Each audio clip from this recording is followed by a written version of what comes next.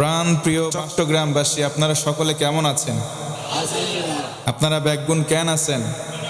Warm আসেননি, বালানি। এই ভাষার মধ্যে ভেরিয়েশন যিনি দান করেছেন, ভিন্নতা দান করেছেন, তিনি কে? আর একটু জোরে বলেন না, কে? এ পর্যায়ে জানতে চাচ্ছি, চট্টগ্রামবাসী বলুন তো, আপনারা সকলে কেমন আছেন? আমাদেরকে ভালো রেখেছেন কে? সে আল্লাহর জন্য নিবেদিত কণ্ঠকে বুলন্দ করি, সিংহ শার্দুলের মতো গর্জন করি, কালিমাতু শুকর আদা করে পড়েন আলহামদুলিল্লাহ। দুরূদ ও সালাম পাঠ করছি শেষ নবী, শ্রেষ্ঠ নবী, মানবতার মহান শিক্ষক, আকায়ে নামদার, তাজেদার, সরকারে দো আলম, নূরে মুজাসসাম, রসুলে আকরাম। সকলে পড়ুন মুহাম্মাদুর রাসূলুল্লাহ সাল্লাল্লাহু আলাইহি ওয়াসাল্লাম। আল্লাহ রাব্বুল আলামিন কোরআনটাকে নাজিল করলেন আর ঘোষণা করলেন, গোলাম, কোরআনের মধ্যে কোনো আড়ষ্টতা রাখলাম না, গোপন কথা রাখলাম না। জোরে কোন সুবহানাল্লাহ। আল্লাহ রাব্বুল আলামিন বলেন, আলহামদুলিল্লাহিল্লাযী আনজালা আলা আবদিহিল কিতাব ওয়া লাম ইয়াজআল লাহু ইওয়াজা। আমার আল্লাহ ডেকে ডেকে বলেন, ও গোলাম, সমস্ত প্রশংসার মালিক হলাম আমি আল্লাহ। আমরা যদি বলি মালিক, কেন তোমার শুকরিয়া আদায় করব, কেন প্রশংসা করব, জানতে চাই। আল্লাহ রাব্বুল আলামিন বলেন, ও গোলাম, প্রশংসা কেন করবা না? কারণ একটা আছে অন্যতম। আমরা যদি বলি কারণটা বলে দাও। আল্লাহ তাআলা বলেন, আমার প্রেরিত বান্দার প্রতি আমি আল্লাহ কিতাব দিলাম, ওই কিতাবের মধ্যে কোনো রকম আড়ষ্টতা, গোপন কথা নাই। জোরে কোন সুবহানাল্লাহ। জোর বলাই বলতে হবে আল্লাহু আকবার। আল্লাহু আকবার বলতে কি কষ্ট হয়? কষ্ট হয়। আমরা যে জমিনটাতে বসে আছি, জমিনটার মালিকানা হয়তো দুনিয়ার কোনো ব্যক্তি হতে পারে, দলিল যার তার। তো প্রকৃতার্থে একটু বিবেকের দর্পণে প্রশ্ন করেন তো, এই জমিনের প্রকৃত মালিককে? আমরা যে বসে আছি, আমাদের মালিককে? যে কোরআন থেকে কওল কলো আমি আপনাদের মাঝে থ্রো করছি, কোরআনের মালিককে? একটু জোর গলায় বলেন তো আল্লাহু আকবার। না, হয়নি। জোরে আল্লাহু আকবার হয়নি। আল্লাহু আকবার। আপনাদের কি ভয় হয়? শীত লাগছে, ক্ষুধা লাগছে, জনগণ কম? কাহিনী কি এটা বলেন আমাকে। আল্লাহর জমিনে বসে আছে, জমিন আল্লাহর, আমরা আল্লাহর, কোরআন আল্লাহর। তাকবীর হবে কার? আরো জোরে বলেন কার? আমার বিশ্বাস চট্টগ্রামের মাটি আল কোরআনের ঘাঁটি। চট্টগ্রামের মাটি ইসলামী আন্দোলনের ঘাঁটি।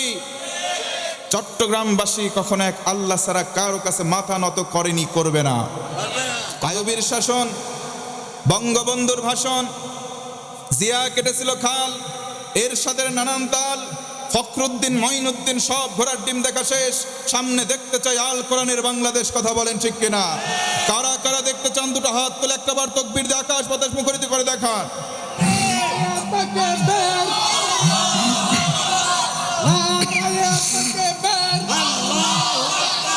আল কোরআনের আলো সংসদে জালো, বিপ্লব বিপ্লব, সব সমস্যার সমাধান দিতে পারে আল কোরআন। মাশাআল্লাহ। আল্লাহ পাক আমাদের এই মনস্কামনাগুলোকে যেন কবুল করে নেয়। পড়ে না আমিন। আপনাদের কি কষ্ট হয়? পরিবেশটা এবার সুন্দর হয়েছে না? পড়েন আলহামদুলিল্লাহ। বুঝে থাকলে বলেন, আল্লাহ তাআলা স্পেশালি কয় শ্রেণীর বান্দাকে ভালোবাসেন? আবার বলেন, 8 শ্রেণীর বান্দাকে আল্লাহ তাআলা সরাসরি ভালোবাসেন, উইদাউট এনি ভিয়া, কোনো মাধ্যম ছাড়া। জোরে কোন সুবহানাল্লাহ। আমার বন্ধুগণ, মনোযোগ বাড়িয়ে দেন।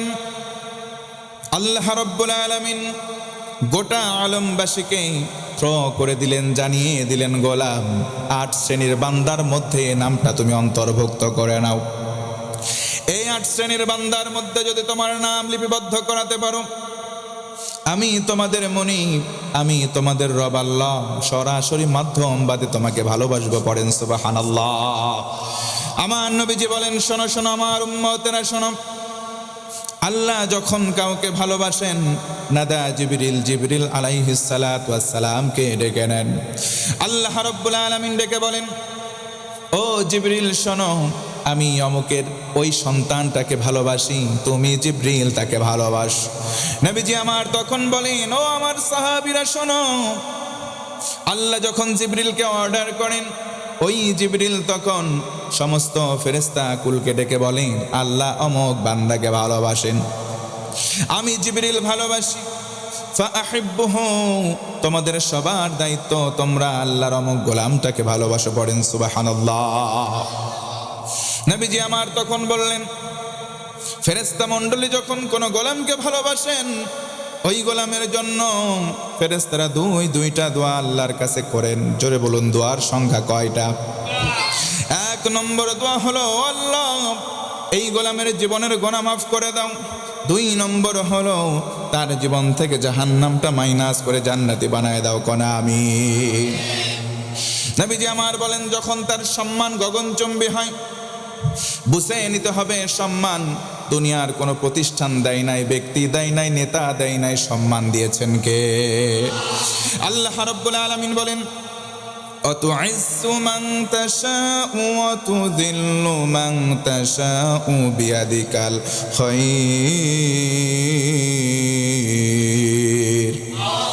জোরে বলতে হবে আল্লাহু আকবার।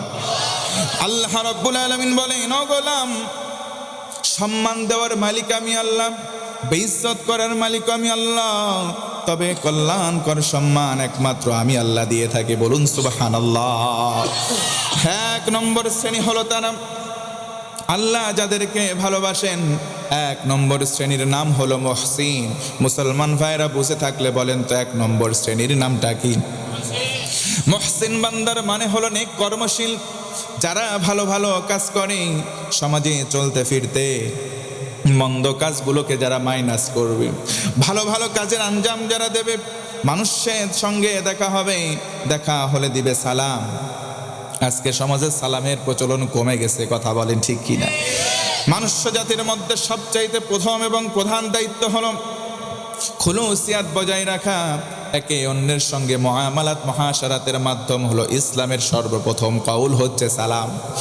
একে অন্যকে আমরা সালাম দেই না, অথচ এই সালাম একজন মুসলমানের উপরে অন্য মুসলমানের যতগুলো হক, প্রথমটাই হলো দেখা হওয়ার সঙ্গে সঙ্গে দিবে সালাম, বলুন সুবহানাল্লাহ। সালাম আজকে আমরা দেওয়া ভুলে গেছি। সালাম যখন ভুলে গেলাম, ও মুসলমান ভাইয়েরা, সালামের শান্তি নাই, আমাদের মাঝে এখন অশান্তি বিরাজমান, কথা বলেন ঠিক না? আমরা যদি মুহসিন হতে পারি, ও আল্লাহর গোলাম, আল্লাহ রাব্বুল আলামিন বলেন, আল্লাযীনা ইউনফিকুনা ফিস সাররাই ওয়াদ-দাররা ওয়াল কাযিমিনাল গায়যা ওয়াল আফিনা আনিন নাস।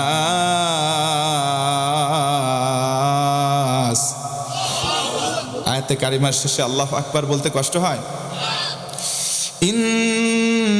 ইন্নাল্লাহা আল্লাহু ইউহিব্বুল মুহসিনিন।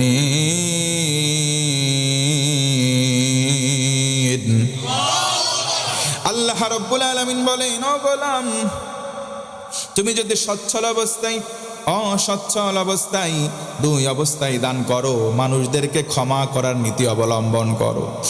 আর যদি মানুষ কেউ তোমাকে কাছে অন্যায় করে ফেলে, অন্যায় করার পর তুমি যদি তাকে ক্ষমা করে দাও, তোমার রাগকে যদি তুমি সংবরণ করতে পারো, মুহসিন হবা, জোরে বলুন সুবহানাল্লাহ।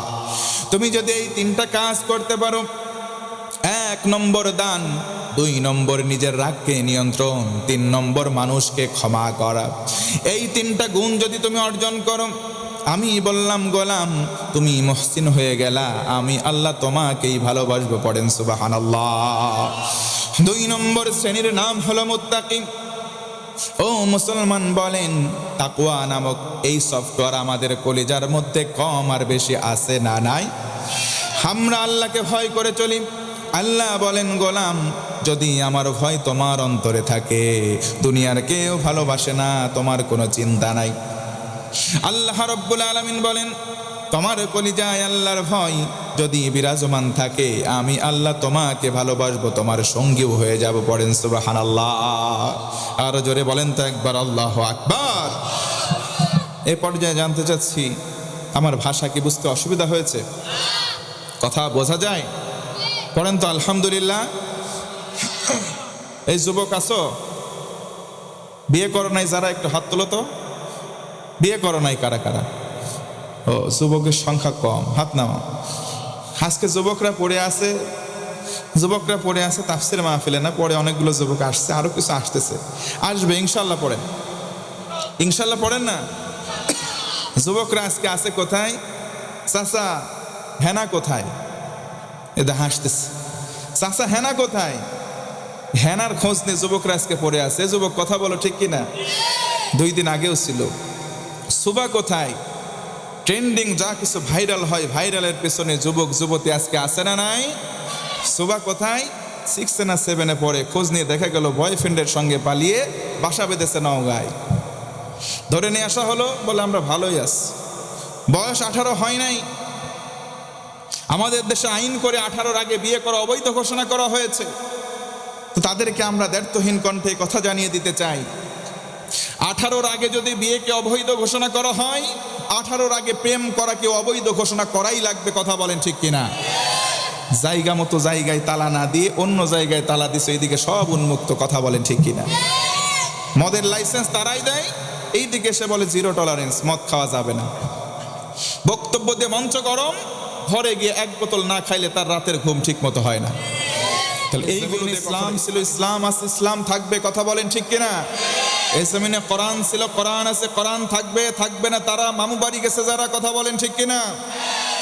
কারণ এই জমিন রেখে যাওয়া আল্লামা সাইদির জমিন, আওয়াজ দিয়ে কথা বলেন ঠিক কিনা? এই জমিন মতিউর রহমান নিজামীর জমিন, আওয়াজ দিয়ে কথা বলেন ঠিক কিনা? এই জমিনে আর কিছু থাকবে না, থাক কোরআন থাকবে। কথা বলেন ঠিক কিনা? কোরআন দিয়ে আমাদের পার্লামেন্ট চলুক, আমরা চাই কি চাই না? কারা কারা চাই? দুটো হাত তুলে আকাশ বাতাস মুখরিত করে একবার তাকবীর দিয়ে দেখান।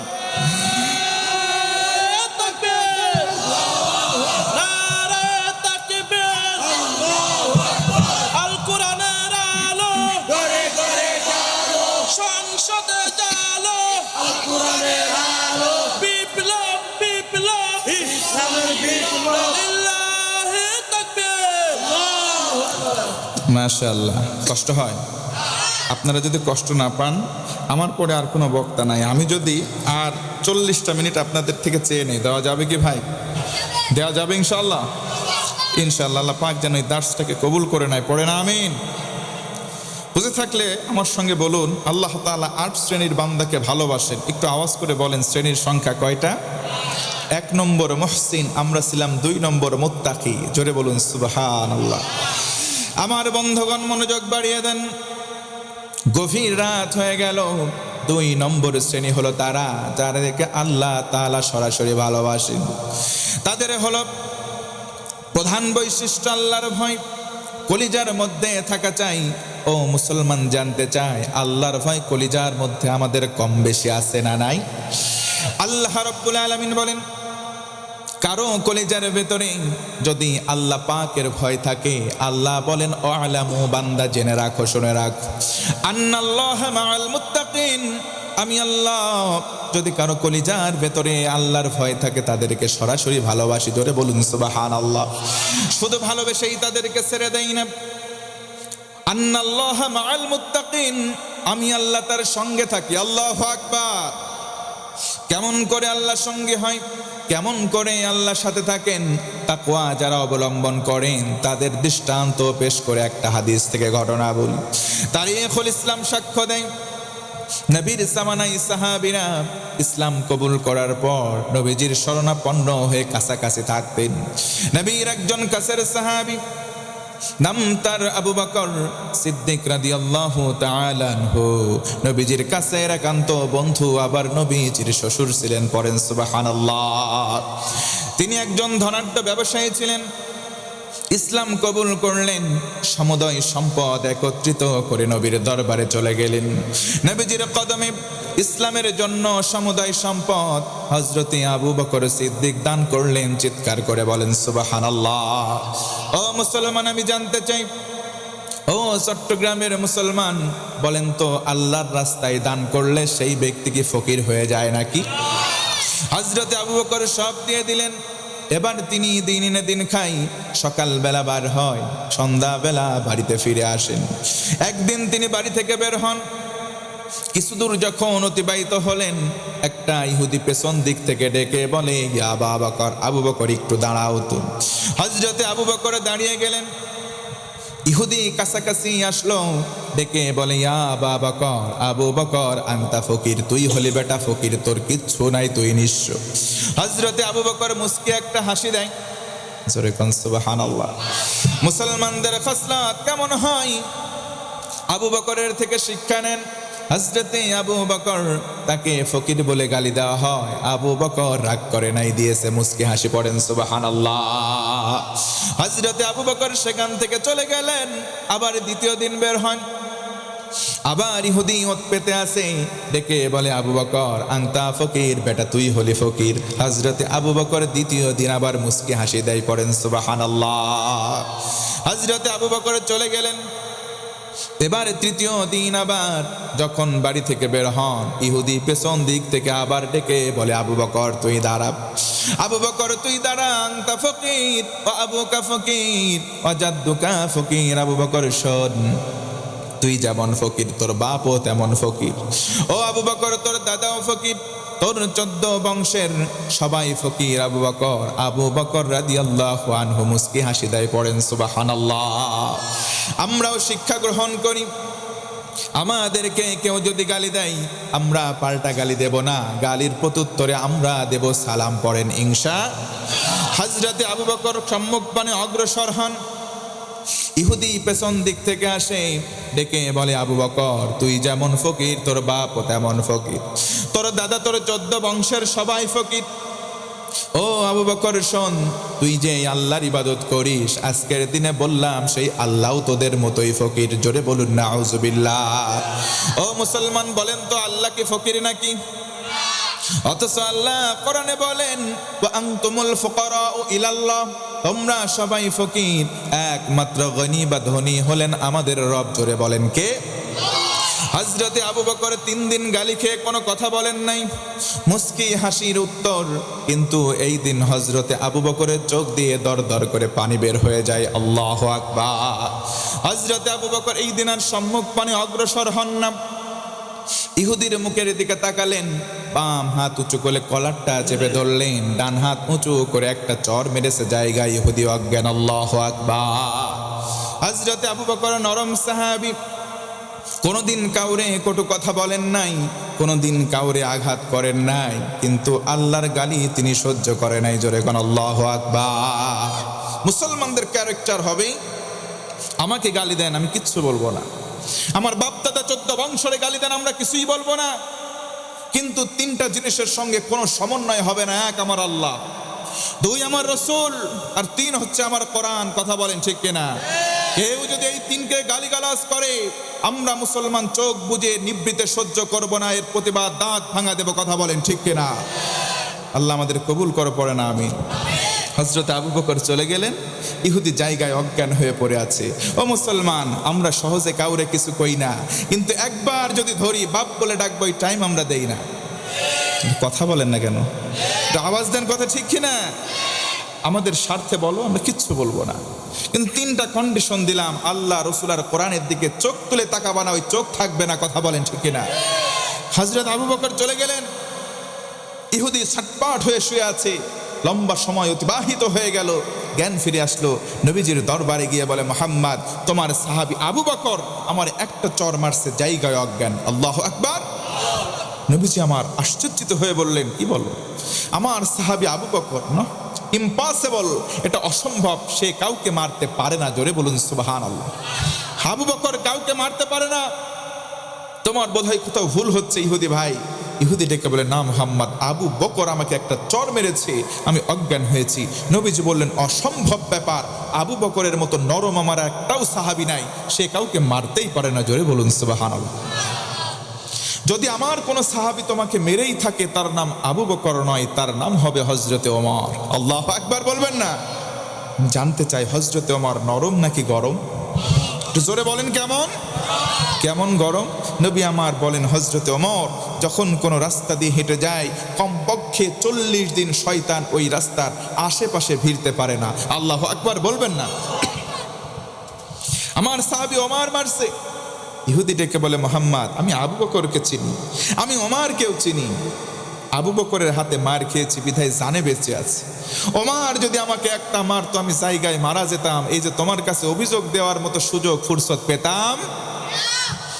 এজন্য আমি বলি, যুগ জামানা পাল্টে দিতে চাই না হাজার জন, এক ওমর আনতে পারে গোটা বিশ্বের জাগরণ। কথা বলেন ঠিক কিনা? এমন ওমর আমার সমাজে, আমার বাংলাদেশে একটা আসুক, আমরা চাই কি চাই না? আল্লাহ যেন কবুল করে, পড়ে না আমিন। আপনাদের কি একান্ত কষ্ট হচ্ছে ভাই?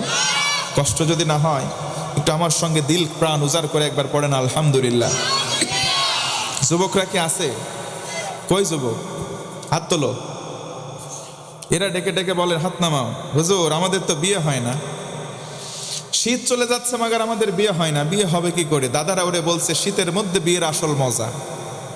শীত চলে যাচ্ছে হুজুর, আমাদের তো বিয়ে হয় না। বিয়ে হবে কেমন করে? 500 টাকা ইনকাম করে, মেয়ের বাড়িতে প্রস্তাব দিছে। মেয়ের বাড়ি থেকে বলে, কি করো? দিন এনে দিন খায়, 500 টাকা আমার ইনকাম।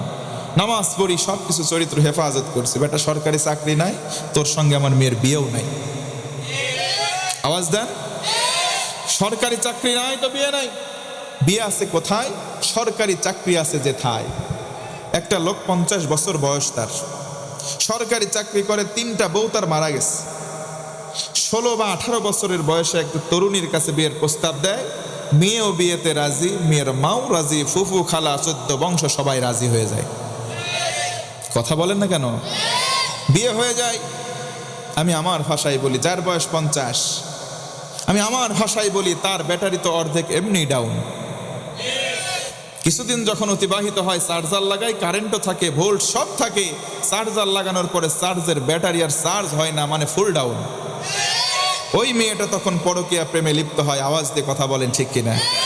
এই যে আপনি বাবা, আপনি বড় ভাই, আপনি অ্যাজ এ গার্ডিয়ান চিন্তা করেছেন, টাকা দেখে সরকারি চাকরি দেখে বিয়ে দিলাম, মেয়ে আমার, বোন আমার কত সুখ, কত স্বচ্ছন্দে থাকবে না। ওই মেয়ে গোনা করে যে গোনা কামাই করবে, আপনি বাবা, আপনি বড় ভাই, আপনি অভিভাবক হওয়ার কারণে দায়ুস হয়ে গেলেন। আপনার নামায় আমলেও ওই বোনের, ওই মেয়ের গোনাহের পার্সেন্টেজ সোজা চলে আসবে। কথা বলেন ঠিক কিনা? আপনি বাবা, আপনি বড় ভাই, মেয়ের বিয়ে দেওয়ার জন্য পাত্র খুঁজে পাচ্ছেন না। আমি ফর্মুলা বলে গেলাম, ফজরের ওয়াক্ত যখন হবে, প্রত্যুষে আপনি ফজরের ওয়াক্তে সুবহে সাদিকের নির্দিষ্ট মসজিদের মধ্যে চলে যান। মসজিদের মধ্যে যখন যাবেন, ফজরের ওয়াক্তে সামনের কাতারে দেখবেন একটা যুবক দাঁড়িয়ে আছে। যেই যুবকের মধ্যে দেখবেন আপনি চরিত্র হেফাজতের এই দায়িত্ব রয়েছে, যেই যুবকের মধ্যে নামাজ আছে, সে কখনো অশ্লীল পাপাচারে লিপ্ত হতে পারে, সেই যুবকের মাঝখান থেকে একজনকে বাছাই করে আপনি আপনার মেয়েকে, আপনার বোনকে তার হাতে তুলে দেন। কেন দিবেন?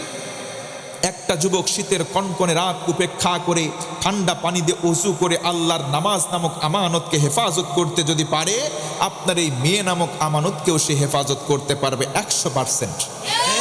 এই জন্য মেয়ে পাত্রস্থ করার জন্য টাকার পিছনে ছুটবেন না, খুঁজবেন তাকওয়াবান নামাজি কোনো সন্তান, কোনো ছেলে পাওয়া যায় কিনা। ইনশাআল্লাহ পড়েন। আপনাদেরকে স্বার্থে একটু আঘাত লাগলো নাকি ভাই? কষ্ট কি হয়? 38টা মিনিট সময় যদি চাই, দেওয়া যাবে ইনশাআল্লাহ? দেওয়া যাবে ইনশাআল্লাহ? বুঝে থাকলে বলেন, আল্লাহ তাআলা ভালোবাসে কয় শ্রেণীর মানুষকে? 1 নম্বর মুহসিন, 2 নম্বর মুত্তাকি। আমরা মুত্তাকির উদাহরণ দিতে গিয়ে আসি ঘটনায়, ওই যে ইহুদি নবীর দরবারে এসে অভিযোগ দায়ের করেছে, মুহাম্মদ, আবু বকর মারছে, সাটপাট হয়ে অজ্ঞান হয়ে পড়ে আসি, আবু বকরের নামে মামলা দায়ের করলাম। জোরে কোন আল্লাহু আকবার। আল্লাহর নবী এবার সাহাবীদের মাঝখান থেকে কয়েকজনকে পাঠালেন, যাও তো আবু বকরকে ডেকে আনো। আবু বকর রাদিয়াল্লাহু আনহুকে ডেকে আনা হলো। আবু বকর, বলো তো, তোমার নামে অভিযোগ, তুমি নাকি ইহুদিকে একটা চর মেরে অজ্ঞান করেছো। আবু বকর, তুমি সত্যতা বলো। নাম ইয়া রাসূলুল্লাহ, একটা চর মারলাম, কিন্তু আমার জন্য মারি নাই। জোর গলায় বলেন সুবহানাল্লাহ। কেন মেরেছো? কারণটা বলো। হযরতে আবু বকর বললেন, ইয়া রাসূলুল্লাহ, 3 দিন আমাকে গালি দিয়েছে, আমি কিচ্ছু বলি নাই। আমার বাবাকে গালি দিয়েছে, দাদা 14 বংশ সবাইকে ফকির বলেছে, আমি আবু বকর একটা কথাও বলি নাই, কিন্তু আজকের দিনে আল্লাহকে ফকির বলেছে। আমি আবু বকর আল্লাহ রসুলার কোরআনকে মহাব্বত করি, আল্লাহর ভয় আমার কলিজায় আছে, এই কারণে সহ্য করতে পারি না, একটা চর মেরেছি। জোরে বলুন আল্লাহু আকবার। আবু বকর তুমি কেন মারলাম? আবু বকর বললেন, আল্লাহকে ফকির বলেছে। এবার নবী ইহুদিকে ডেকে বলে, ইহুদি ভাই কেন তুমি বলতে গেলা? ইহুদি কেন তুমি বলতে গেলা আল্লাহকে ফকির? কারণ তুমি কি জানো না, আকাশের দিকে কেউ যদি থুতু ফেলে, থুতু আসমানে যাবে না, থুতু পড়বে তার মুখে। কথা বলেন ঠিক কিনা? ভাই তুমি কেন আল্লাহরে গালি দিতে গেলাম? ইহুদি ডেকে বলে, মুহাম্মদ আমি তোমার সাহাবী আবু বকরকেও গালি দেই নাই, তোমার আল্লাহকেও ফকির বলে গালি দেই নাই। আবু বকর মিথ্যা কথা বলেছে। ও মুসলমান ভাইয়েরা বলেন তো দেখি, আবু বকর সিদ্দিক তিনি কি মিথ্যা কথা বলতে পারে? আরো জোরে বলেন পারে। কারণ আবু বকরের নাম শুধু আবু বকর নয়, আবু বকরের নাম আবু বকর সিদ্দিক, আবু বকর সত্যবাদী আবু বকর। পড়েন সুবহানাল্লাহ। হযরতে আবু বকরকে বলা হলো কোরআন দিয়ে বিচার হবে। ও মুসলমান বলেন তো, কোরআনের বিচার বাংলাদেশে আছে নাকি বিদায় নিয়েছে? কোরআনের বিচার বাংলার জমিনে নাই। অথচ নবী আমার বলেন, তিরমিজি শরীফের হাদিস, মান ক্বালা বিহি সাদাকা, কোরআন দিয়ে যারা কথা বলবে তারাই সত্যবাদী। পড়েন সুবহানাল্লাহ। ওমান হাকামা বিহি আদালা, কোরআন দিয়ে যারা বিচার করবে তারা হলো ন্যায় বিচারক, তারা হলো আদলপূর্ণ বিচারক। জোর গলায় একবার আল্লাহু আকবার। যদি কোরআনের বিচার বাংলার জমিনে থাকতো, আল্লামা সাঈদীকে ফাঁসির রায় দেওয়া সম্ভব ছিল না। কথা বলেন ঠিক কিনা? ও মুসলমান, কোরআনের বিচার করা হবে। নবীজি বললেন, আবু বকর এখানে দাঁড়াও, ইহুদি তুমি এখানে দাঁড়াও।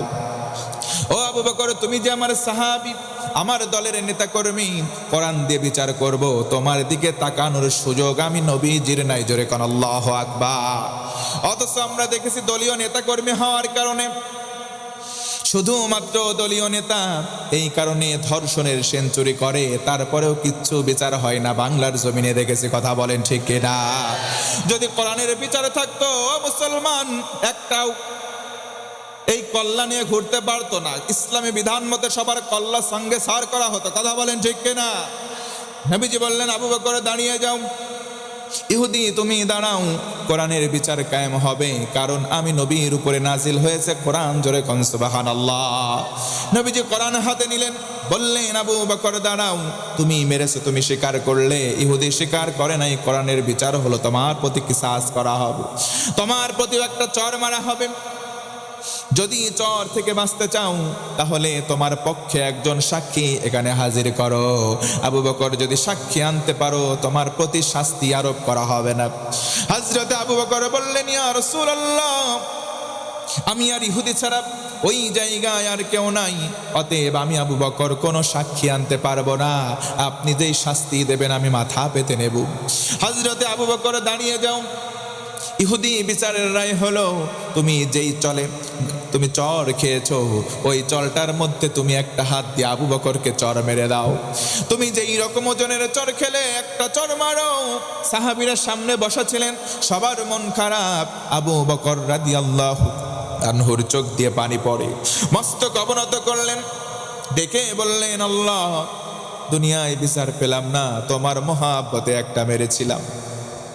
দুনিয়ায় আমি সঠিক বিচার পেলাম না, আমি সাক্ষী আনতে পারলাম না। ও আল্লাহ, তোমার কাছে বিচার দিলাম, তুমি তো আহকামুল হাকিমিন, তুমি তো বিচারকদের বিচারক, তোমার কাছে বিচার দিলাম।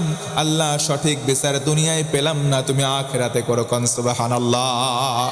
এই জন্য মুসলমান, ও ভাইরা আমার, যারা দুনিয়ায় বিচার পাবেন না, বিচার দেবেন কার কাছে? আরো জোরে বলেন। আল্লাহর কাছে বিচার দিলে কেমন হবে? আল্লাহ হলেন বিচারকদের বিচারক। আল্লাহ ছাড় দেয়, ঢিল দেয়, একেবারে ছেড়ে দেয় না। কথা বলেন ঠিক কিনা? এই যে একটা বিচারক বাংলার জমিনে আমরা দেখছিলাম, নাম তার মাইনকা।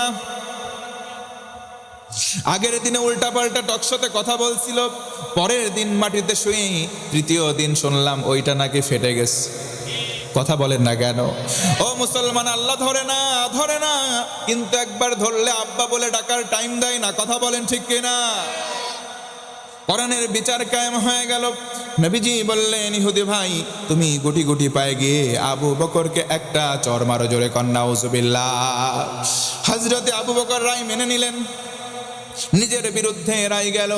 এরপরে ও রায় মেনে নিয়ে মাথা নিচু করে চোখ দিয়ে দর দর করে পানি পড়ে। আমি অপরাধ করি নাই, কিন্তু মার খেতে হবে।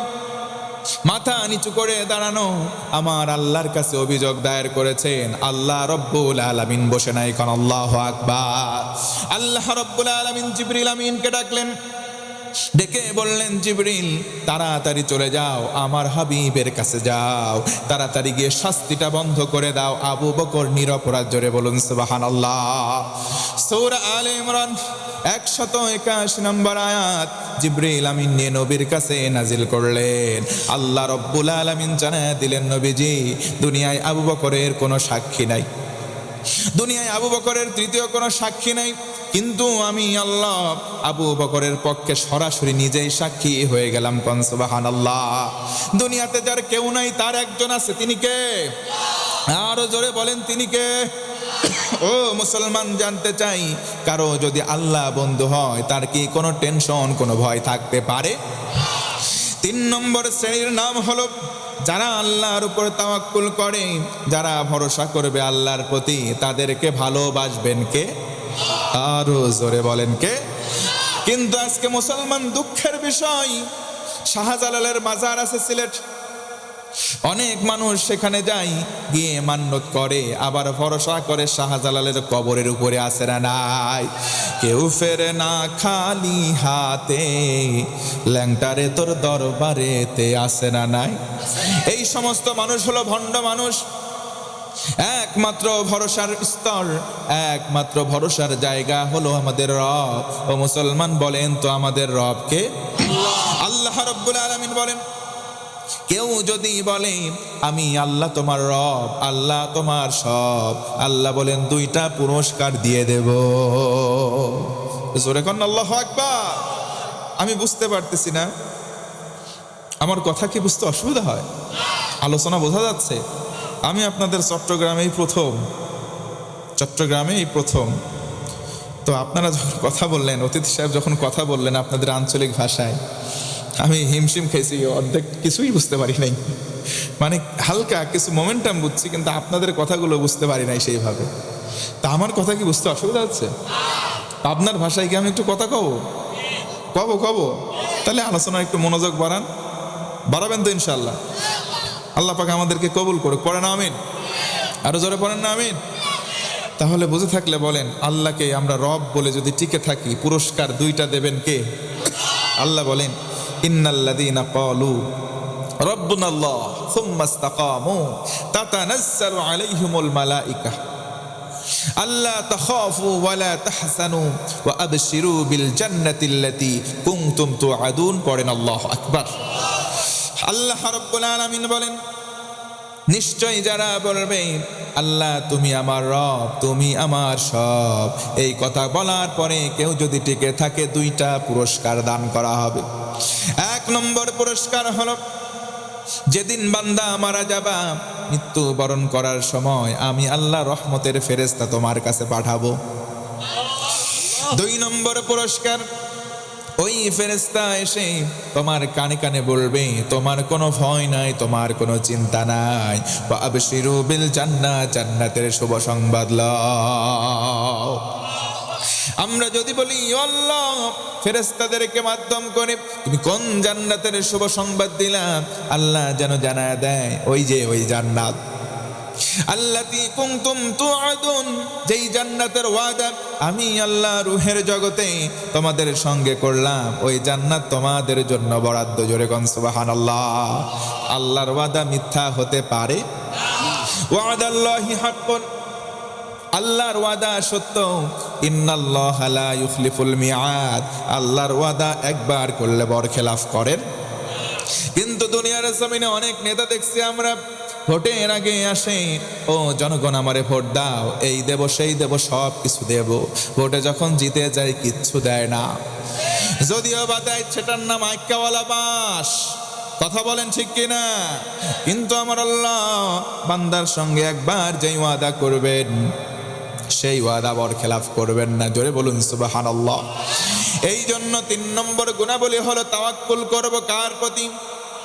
আল্লাহ রাব্বুল আলামিন বলেন ওয়াফু আনহুম ওয়াস্তাগফির লাহুম ওয়াশাওিরহুম ফিল আমরি ফাইযা আযামতা ফাতাওয়াক্কাল আলাল্লাহি ইন্নাল্লাহা ইউহিব্বুল মুতাওয়াক্কিলিন। আমার আল্লাহ ডেকে ডেকে বলেন, ও গোলাম, তোমরা ভরসা করবে আমি আল্লাহর প্রতি, নিশ্চয় আমি আল্লাহ যারা আমার প্রতি ভরসা করে নিজে আল্লাহ আমি তাদেরকে ভালোবাসি। 4 নম্বর এবং 5 নম্বর দল কারা? যাদেরকে আল্লাহ বলেন ভালোবাসবো। 4 নম্বর দল হলো তওবাকারী, 5 নম্বর হলো পুত এবং পবিত্রতা অর্জনকারী। মুসলমান একটু চিৎকার করে বলেন সুবহানাল্লাহ। আল্লাহ রাব্বুল আলামিন বলেন ইন্নাল্লাহা ইউহিব্বুত তাওয়াবিনা ওয়া ইউহিব্বুল মুতাতাহহিরিন। আরো জোরে বলেন তো একবার আল্লাহু আকবার। আল্লাহ রাব্বুল আলামিন বলেন, ও গোলাম, নিশ্চয় আমি আল্লাহ তওবাকারী বান্দা বান্দি তোমাদেরকে ভালোবাসি, আর যারা পবিত্রতা অর্জন করে ওযু করে তাদেরকেও ভালোবাসি। কোন সুবহানাল্লাহ। তওবা করার দরকার আছে না নাই? কেউ যদি তওবা করে, আল্লাহ তাআলা বলেন মান তাবা ওয়া আমানা ওয়া আমিলা আমালান সালিহান ফাউলাইকা ইউবাদদিলুল্লাহু সাইয়্যাতিহিম হাসানাত।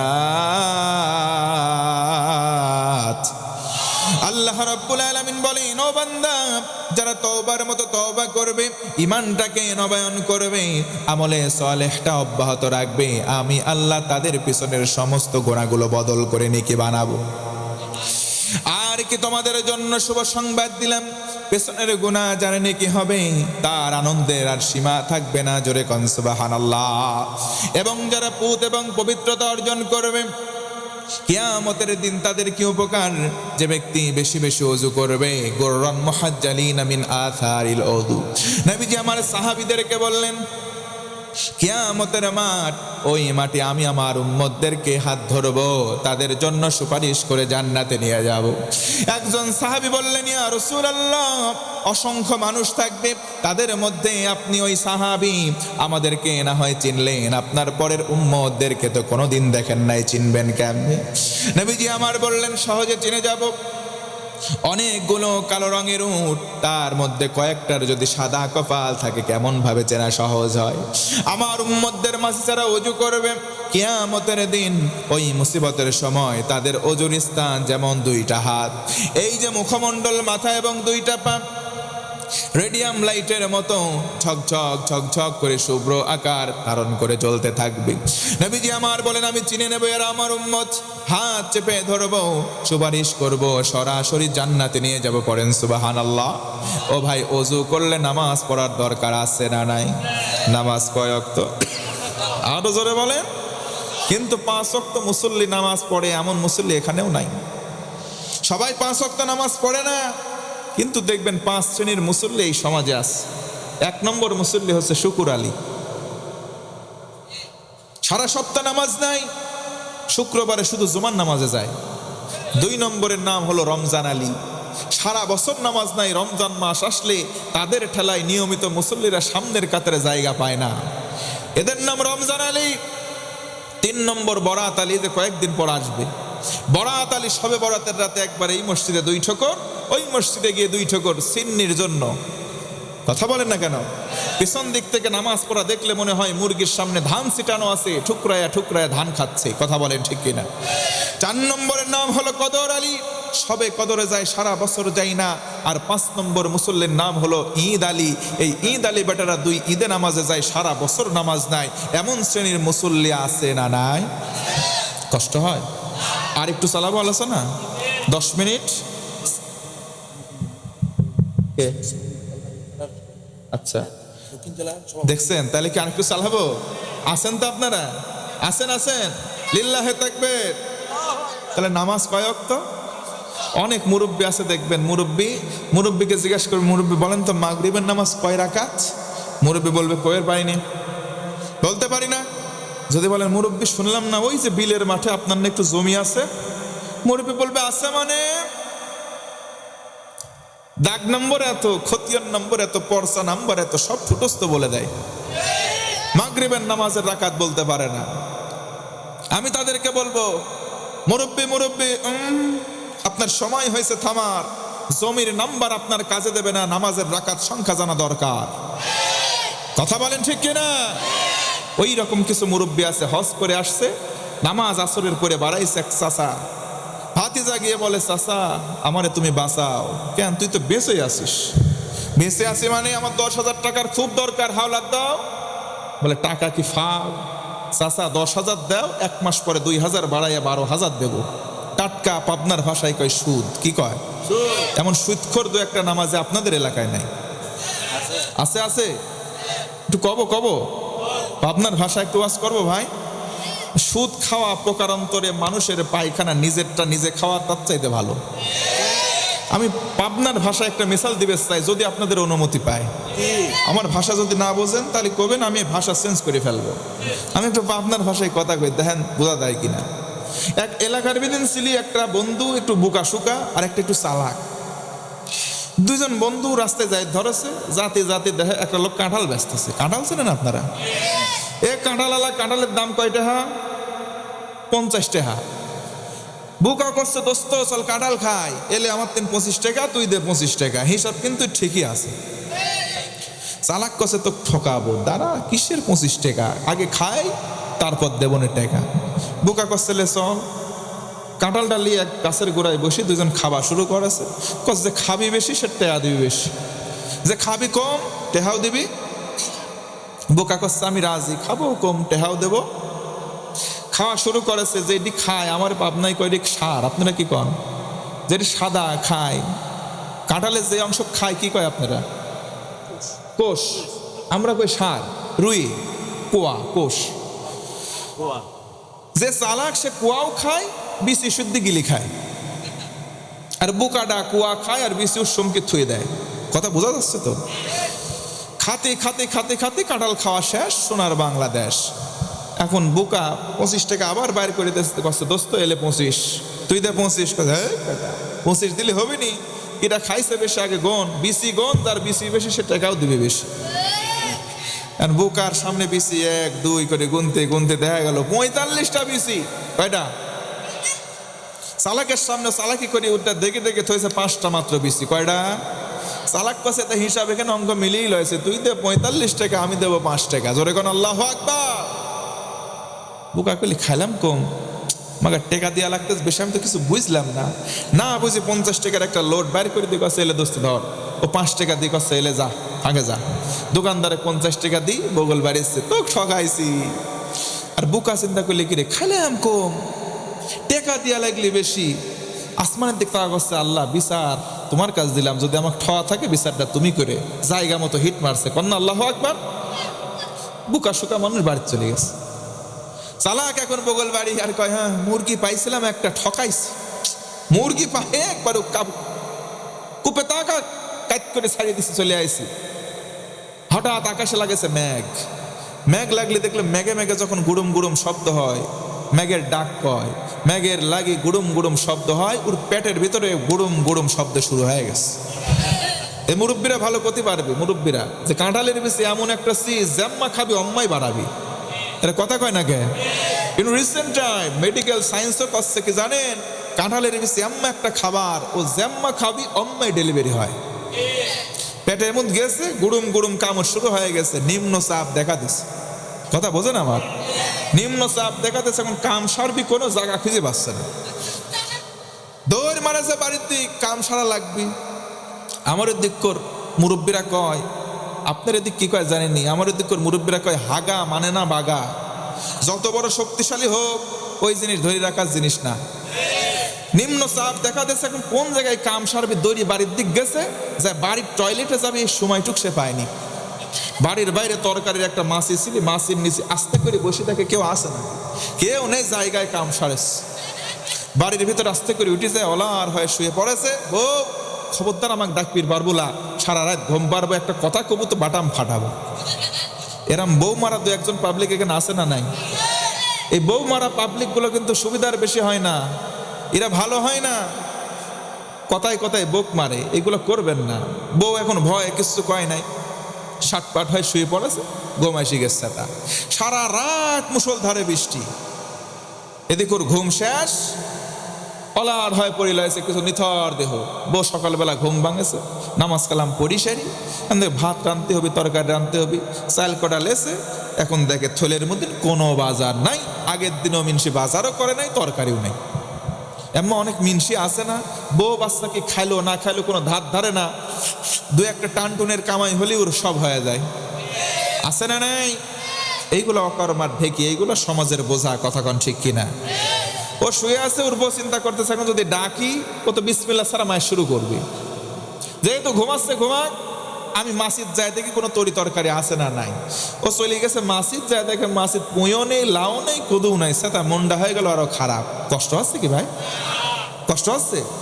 মনটা যখন খারাপ, মনটা ভার করে বাড়ি ভিতর চলে আসবি। আসার সময় আম্মা করে আসতেছে, আর চোখ গেছে ওই কাঁঠালের বিচির পরে এক গাদি আরাম বিচি পড়িল আসছে। আরে ভাই সারা রাত মুষলধারে বৃষ্টি, পানির মদিন পড়ি, সব মশলা সাপ, খালি বিচিগুল ভাসিল আসছে। বিচিগুন তুলি লিয়ে আসি, ও ভাতে দি সেদ্ধ করি, সেনা করি ওর সামনে দেশে, বিসমিল্লাহ সারা ও ঘুমের তেনুরি 2 প্লেট ভাত খাওয়া শেষ। হঠাৎ চিন্তা হলে, কিরে এবছর তো আমি কাঁঠাল কিনিনি, ও বউ বিচি তুই কোনে পালো আগে ক। ওর বউ কাছে বিচি জেনে পাই পাই খাও আর আলহামদুলিল্লাহ কও। ওর খাওয়া বন্ধ হয়ে গেছে। আগে কোনে পালো? তুমি তো বাজার করো নাই। গেছিলাম তরকারি আনবি, যাই দেখে তরকারি নেই। ওখান থেকে দেখলাম বিচি এক গাদি পরি লাইছে, তুলি লিয়াইছি, ভাতে দি সেদ্ধ করি, সেনা করি, তোমাকে দিছি, খাও আর শুকরিয়া আদায় করো আল্লাহর। মুখি মুখ যে কটা ছিলি মুখ সিদ্ধুর আটকে গেছে, খাওয়া বন্ধ। ওয়াক থু করে ফেলা দিয়ে আসমানের দিক তাকা করছে, আল্লাহ এক জিনিস তুমি আমাকে আর কয়বার খাওয়াবে? এ ভাই আমি হাসির খোরাকি দেই নাই। মাকারু মাকারাল্লাহ আল্লাহু খায়রুল মাকিরিন। যারা সুদ নামক এই বস্তুর মাধ্যমে মানুষকে ঠকাতে চায়, আল্লাহ সিস্টেম ঘুরিয়ে তাদের পায়খানা এইভাবেই খাইয়ে তাদেরকে ঠকায়, কথা বলেন ঠিক কিনা? এই সুদ নামক ব্যাধি থেকে আমার বাংলাদেশটা মুক্ত হোক, আমরা চাই কি চাই না? আল্লাহ কবুল করে, পড়ে না আমিন। আপনারা যদি একান্ত কষ্ট না পেয়ে থাকেন, আমি আরেকটু আলোচনা লম্বা করতে চাই। ওই যে চাচা আপন জান বাসা 10,000 টাকা চাইলো, দিল না। ভাতিজা এবার বলতেছে 2,000 বাড়ায় দেবো, দাও। মুস্কি হাসি দিয়ে বলে, টাকা কি কাছে থাকে? তোর চাষির কাছে বাড়িতে আছে, চল যায়। 10,000 দিয়ে বলে, নে, লাগলে আরো বলিস। এমন চাচা আছে না নাই? এই সমস্ত চাচারাই সমাজের কীট। হজ যদি 2 বার 3 বার 10 বারও করে, ওর হজই থাকবে, এই মাথার উপরে কবুল হওয়ার জন্য উঠবে। এমন হাজি দরকার নাই, এমন নামাজি দরকার নাই, সাচ্চা দিলওয়ালা মানুষ আমরা চাই, কথা বলেন ঠিক কিনা? এই জন্য নবীজি বলেন, আখলিস ইয়াকফিকাল আমালুল কলিল। তোমার অন্তরকে খালিস করো, অল্প আমল তোমার নাজাতের জন্য যথেষ্ট হবে। জোরে বলুন সুবহানাল্লাহ। আমার বন্ধুগণ মনোযোগ বাড়ায় দেন। আল্লাহ রাব্বুল আলামিন 8 শ্রেণীর বান্দা বান্দিকে ভালোবাসেন। তার মধ্যে হলো 5 নম্বর পবিত্রতা অবলম্বনকারী। ভাইরা বলেন তো, পবিত্রতা অর্জন করার পর নামাজ পড়ার দরকার আছে না নাই? এই নামাজের পয়েন্ট ছিলাম, নামাজ কয় ওয়াক্ত? অনেক যুবক আছে তারা ফজরের নামাজ পড়ে না, নামাজ না পড়ে ঘুমের বিছানায় মত্ত থাকে, আছে না নাই? আমি তোমাকে বলবো, ও যুবক ভাই, তুমি যদি ঘুমিয়ে যাও, ঘুম ভাঙলে সকাল, ঘুম না ভাঙলে সেটা হবে পরকাল। কেমন করে ঘুমাও তুমি, কেমন করে ঘুমাও তুমি, ফজর করে কাজা। এমনও তো হতে পারে জোহরে জানাজা তোমার, এমনও তো হতে পারে জোহরে জানাজা। এই জন্য আমরা নামাজ ছেড়ে দেব না, ইনশাআল্লাহ। পড়েন, আল্লাহ রাব্বুল আলামিন বলেন, في جنات يتساءلون عن المجرمين ما سلككم في سقر قالوا لم نك من المصلين। আমার আল্লাহ বলেন, ও গোলাম, জান্নাত জান্নাতীরা জাহান্নামে মানুষগুলোকে দেখবে, জান্নাতীরা ডেকে ডেকে বলবে, ওই যে দেখো আমার ভাই জাহান্নামে কেন আসলা বলো তো। জান্নাতীরা জান্নাতে গেল, জাহান্নামীরা জাহান্নামে। জান্নাতীরা একে অন্যকে বলবে, ওই যে দেখো আমাদের এলাকার অমুক কেন জাহান্নামে। তারা বলবে, আমরা দুনিয়ায় নামাজ পড়তাম না। ও মুসলমান ভাইরা, বলেন তো জান্নাতি জাহান্নামী দুই দল কি সমান হতে পারে? আরো জোরে বলেন। আল্লাহ রাব্বুল আলামিন বলেন, লা ইয়াস্তাউই আসহাবুন নারি ওয়া আসহাবুল জান্নাহ, আসহাবুল জান্নাতি হুমুল ফাইজুন। আল্লাহ রাব্বুল আলামিন বলেন, ও গোলাম, জান্নাতি আর জাহান্নামী দুই দল সমান নয়। জান্নাতি হবে যারা চূড়ান্ত সফল হবে তারা, পড়েন সুবহানাল্লাহ। আমরা সবাই জান্নাতে যেতে চাই কি চাই না? যারা যারা জান্নাতে যেতে চাই, জান্নাতের মধ্যে তালা মারা আছে, তালা দেওয়া আছে তালা। রাসূল বলেন, দুনিয়ার জমিনে যারা নামাজ পড়বে, নামাজ হলো জান্নাতের তালার চাবি। কোন সুবহানাল্লাহ। এই জন্য আমরা নামাজ ছেড়ে দেব না ইনশাআল্লাহ। নবীজি আমার বলেন, যারা যুবক যুবতী আমার দিকে মনোযোগ বাড়াও। বলেন, হুজুর আমার গার্লফ্রেন্ড আছে, তাদের সঙ্গে চ্যাটিং করি, সময় কাটাই, টাইম পাস করি, মাঝে মধ্যে ডেটিং এ যাই, কিন্তু হুজুর আমরা ত্যাগ করতে চাই। এই পাপাচার মুক্ত জীবন আমরা চাই না, পাপ মুক্ত, পঙ্কিলতা মুক্ত এমন একটা জিন্দেগি চাই। এই জিন্দেগির জন্য একটা আমল বলে দেন। আল্লাহ রাব্বুল আলামিন তোমাদেরকে বললেন, ইন্নাস সালাতা তানহা আনিল ফাহশাই ওয়াল মুনকার। চিৎকার করে একবার আল্লাহু আকবার। আল্লাহ রাব্বুল আলামিন বলেন, ঔষধ হিসেবে আমি আল্লাহ দিলাম, সেটার নাম হলো নামাজ। তোমরা নামাজ পড়লে পাপাচার মুক্ত জীবন পাবা। কোন সুবহানাল্লাহ। এই জন্য আমরা নামাজ পড়ব। ও মুসলমান বলেন, দৈনন্দিন জীবনে নামাজের ওয়াক্তের সংখ্যা কয়? আরো জোরে। 5 ওয়াক্ত নামাজ আমরা পড়বো ইনশাআল্লাহ। এই নামাজ পড়তে গিয়ে সাহাবীরা, কাপড় নাই তাদের, একটা কাপড় একটা পরিবারের সাহাবীদের, তারপরেও নামাজ ছেড়ে দেয় না। ছোট্ট একটা মিসাল দিতে চাই। হযরতে আব্দুল্লাহ আনসারী রাদিয়াল্লাহু তাআলা আনহু আল্লাহর নবীর কাছের একজন সাহাবী। এতটা দরিদ্র পরিবারের ছিলেন, নবীজি নামাজ শুরু করতেন, পেছন দিক থেকে এসে তাকবীরে উলায় তিনি নামাজ আদায় করতেন। সালাম শেষ হয়ে যেত, সঙ্গে সঙ্গে তিনি উঠে বাড়ির দিকে চলে যেতেন।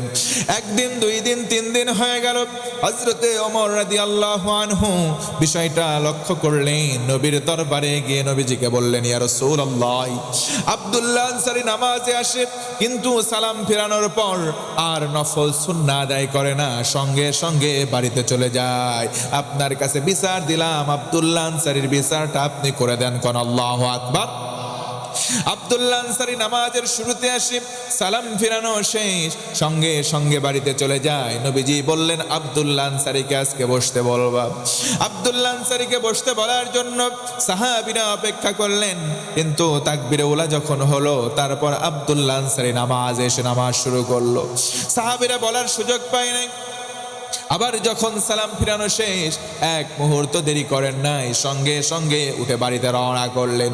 নবীজি বললেন, আব্দুল্লাহ আনসারী কোথায় বসাতে পারো নাই? সাহাবীরা বললেন, ইয়া রাসূলুল্লাহ, সালাম ফিরানোর পর 1 সেকেন্ডও বসে নাই, চলে গেছে। চলো তো তার বাড়ির দিকে যাই। ও মুসলমান, মনোযোগ বাড়ান। আব্দুল্লাহ আনসারীর বাড়ির দিকে নবীজি কয়েকজন সাহাবীকে নিয়ে চলে গেলেন। সাহাবীকে নিয়ে যাওয়ার পরে আব্দুল্লাহ আনসারীর বাড়িতে নবীজি স্বয়ং সালাম দিলেন, আসসালামু আলাইকা। ও আব্দুল্লাহ, তুমি কি বাড়িতে আসো নাকি? আব্দুল্লাহ আনসারী বাড়ির ভেতর থেকে কোনো জবাব দিল না। 3 বার সালাম পেশ করার পর কোনো উত্তর না পেয়ে নবী আমার সাহাবীদেরকে নিয়ে চলে আসবেন। অন্তিম লগ্নে আব্দুল্লাহ আনসারী দৌড়িয়ে বাড়ির মধ্য থেকে বেরিয়ে আসলো। এসে নবীজির সামনে ডেকে বলে, ইয়া রাসূলুল্লাহ, ভুল হয়েছে, মাফ করে দাও। 3 বার সালাম দিয়েছেন, উত্তর দিতে আমি পারি নাই।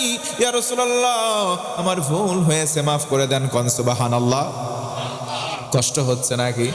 আব্দুল্লাহ আনসারী বললেন, ইয়া রাসূলুল্লাহ, আমার ভুল হয়েছে নবীজি, আমার ভুল মাফ করে দেন, আপনার 3 বার ডাকের সাড়া আমি দিতে পারি নাই। নবীজি বললেন, আব্দুল্লাহ রে কেন দিতে পারো নাই আগে বলো? আর দৈনন্দিন নামাজে যাও কেন বসো না? নামাজ শেষে সুন্নাহ আছে, নফল আছে, কেন আদায় করো না? তাড়াহুড়া করে কেন চলে আসো? কারণটা আজকে আমার কাছে বিস্তারিত বলো। আল্লাহু আকবার। আব্দুল্লাহ আনসারী তখন বললেন, ইয়া রাসূলুল্লাহ, আমি আমার স্ত্রী, আমার সন্তান বাড়িতে, আমাদের সবার জন্য কেবলমাত্র পরিধেয় বস্ত্র, একখানা কাপড় ছাড়া আর নাই। একটু জোরে বলা লাগবে, আল্লাহু আকবার। একটা মাত্র কাপড়। ইয়া রাসূলুল্লাহ, কোরআনে কারিমে আয়াত নাজিল হয়েছে আপনার মারফত, আমি জেনেছি, কু আনফুসাকুম ওয়া আহলিকুম নারা, তুমি জাহান্নামের আগুন থেকে বাঁচো, তোমার আহালদেরকেও বাঁচাও। ওগো নবী, আমি নামাজ পড়ে জাহান্নামের আগুন থেকে বাঁচবো, আমার স্ত্রী বাঁচবে না তা তো হবে না। আমি আমার নামাজ আদায় করেছি, ফরজটুকু আদায় শেষ, দৌড়িয়ে বাড়িতে চলে আসলাম। আমি আমার স্ত্রীকে কাপড়টা খুলে দিলাম, ঘরের মধ্যে গর্ত করা আছে একটা জায়গা, আমি বসলাম, আমি উলঙ্গ হয়ে সেখানে বসলাম, আমার কাপড় খুলে দিলাম, আমার স্ত্রী নামাজরত ছিল। ঠিক ওই সময় আপনি এসে আমাকে সালাম দিয়েছেন, আমি কিন্তু উলঙ্গ। আমি লজ্জায় জবাব দিতে পারি না, ইয়া রাসূলুল্লাহ, কারণ বের হওয়া লাগবে, উলঙ্গ বের হওয়া যাবে না। কারণ কি? কারণ হলো আপনার জবান থেকে শুনেছি লজ্জা হলো ইমানের অঙ্গ। কথা বলেন ঠিক কিনা? আজকে সমাজের মধ্যে মানুষের লজ্জা নাই। অনেক মানুষ এমন স্ত্রীকে শাড়ির নামের মশারি পরায় রাস্তাঘাটে ঘুরে নিয়ে বেড়ায়, আছে না নাই? আবার অনেক মানুষ আছে, যুবতী মানুষ, তরুণী মানুষ, ও আমার মা, ও আমার বোন, যারা আমার কণ্ঠের আওয়াজ শুনতে পান, নিজের অবয়ব বডিটাকে প্রদর্শন করে রাস্তায় চলে, ওড়না দেওয়া থাকে, ঠিকঠাক আছে। পুরুষ মানুষ দেখলে আবার ওড়নাটা ঠিক করার ভান করে, আছে না নাই? তার মানে তার দিকে মনোযোগ আকর্ষণের জন্য সব ছলাকলা করে। কথা বলেন ঠিক কিনা? এইগুলো কাজ করবেন না, কারণ যেই ব্যক্তি নিজের অশ্লীলতার অঙ্গভঙ্গির মাধ্যমে আহ্বান করবে, তারা জাহান্নামের কীট। কথা বলেন ঠিক কিনা? আল্লাহ রাব্বুল আলামিন নবীজির সাহাবীদের কলিজায় এত মহাব্বত দিয়েছিলেন নামাজের প্রতি। আব্দুল্লাহ আনসারী ডেকে বলেন, ইয়া রাসূলুল্লাহ, এই জন্য আমি আপনার জবাব দিতে পারি নাই। আমি আমার স্ত্রী 2 জন নামাজ আদায় করি এক কাপড়ে। ও নবীজি, এই জন্য যদি আমার অপরাধ হয়ে থাকে, মস্তক অবনত চিত্তে দাঁড়ালাম, শাস্তি দেন, মাথা পেতে নেব। কোন আল্লাহু আকবার।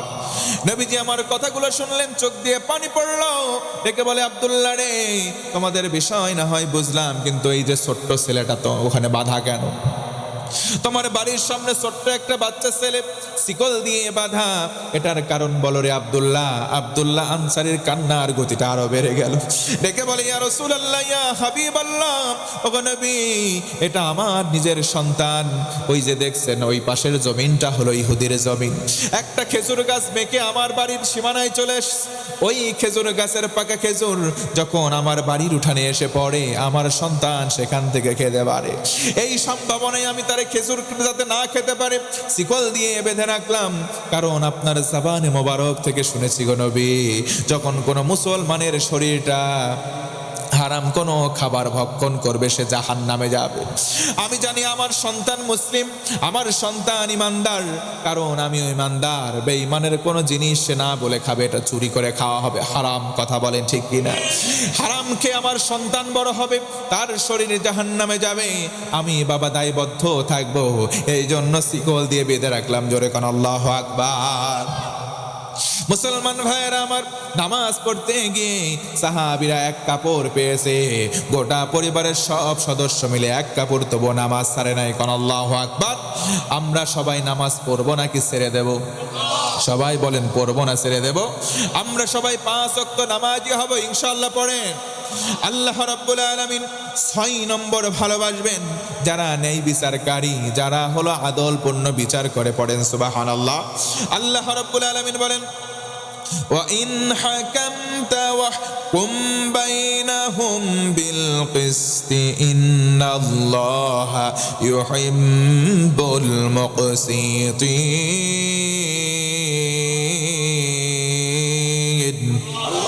একটু জোরে বলেন আল্লাহু আকবার। আল্লাহ রাব্বুল আলামিন বলেন, ওগো নবী শোনেন, যখন আপনি বিচার করবেন, মানুষের মাঝে বিচার করবেন, ন্যায় বিচার ঘোষণা দিচ্ছেন কে?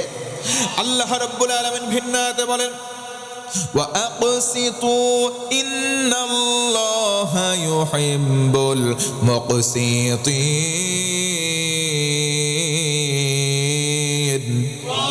হয় নাই জোরে আল্লাহু আকবার।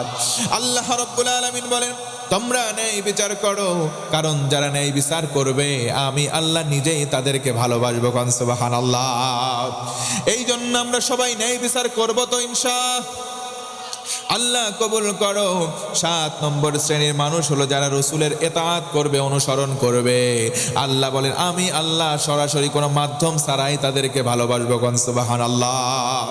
7 নম্বর শ্রেণীর মানুষ হলো তারা, আল্লাহ রাব্বুল আলামিন বলেন কুল ইন কুনতুম তুহিব্বুনাল্লাহা ফাত্তাবিউনি ইউহিব্বুকুমুল্লাহ ওয়া ইয়াগফির লাকুম যুনুবাকুম ওয়াল্লাহু গফুরুর রহিম। আমার আল্লাহ বলেন ওগো নবী আপনি বলে দেন যারা আমি আল্লাহর ভালোবাসা পেতে যাই তারা যেন আপনার ইতাআত করে, অনুসরণ করে। পড়েন সুবহানাল্লাহ। এই জন্য মুসলমান ভাইরা বলেন তো আল্লাহর ভালোবাসা যদি পেতে চাই, আল্লাহর মহাব্বতের যদি হতে চাই, রসুলের সুন্নাত মানার দরকার আছে না নাই? কম না বেশি? আরো জোরে বলেন। আপনাদের কি কষ্ট হয়ে যাচ্ছে ভাই? আমি কি আলোচনা শেষ করে দেব? আমি এ পর্যায়ে সত্যি সত্যি জানতে চাই। আমি আমার অডিয়েন্সকে বলি আমার আলোচনা যদি বুঝতে অসুবিধা হয় ইশারা করবেন, আমি শেষ করে দেবো, আগাবো না। কিন্তু যদি বুঝতে পারেন তাহলে আরেকটা পয়েন্ট বাকি আছে, আমরা আরো আগাবো। যুবক যারা আছো এদিকে মনোযোগ কম, মনোযোগ একটু এদিকে বাড়াও না, এদিকে একটু বাড়াও। ভাইরাল আছে যেখানে যুবকরা আছে সেখানে এটা কথা বলে না।